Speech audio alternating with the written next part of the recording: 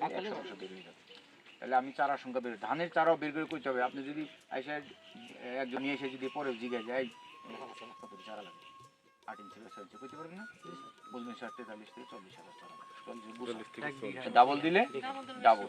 এখন আমি যদি চারা ভাঙি, ওই চারাটা যদি যায়, দুইটা যদি ভাঙা চারা যায়, ওই গুছিটাই মার যাবে। এই চারা তোলার সময় ঠিক করতে হবে যে আমার কতটুকু হবে।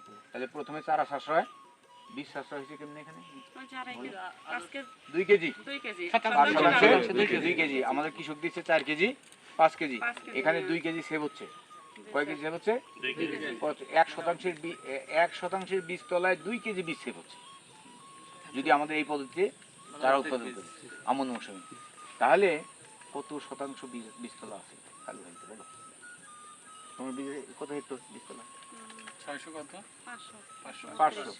ধরো আমার 500, 500তে 500 হেক্টর কত শতাংশে 1 হেক্টর? 247 শতাংশে 1 হেক্টর। তাহলে 247 শতাংশে 1 হেক্টর কত টন বীজ, কত মন না টন, তাই না?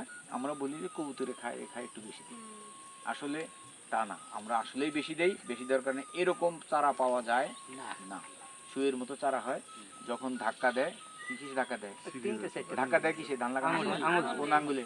এই যে আঙ্গুলে, এই আঙ্গুলে ধাক্কা দেয়। কিভাবে ধাক্কা দেয়?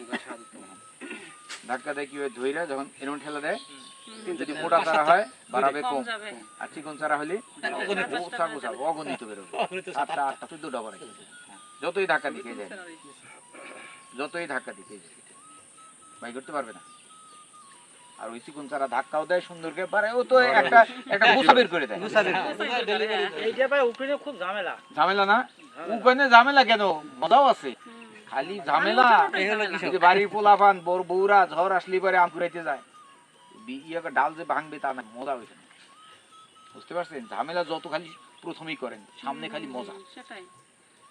এই যে 2টা করে চারা নিছেন, এই 2টা করে চারা যদি দিয়ে যদি লাগাইতে পারেন, এই ধান যে হবে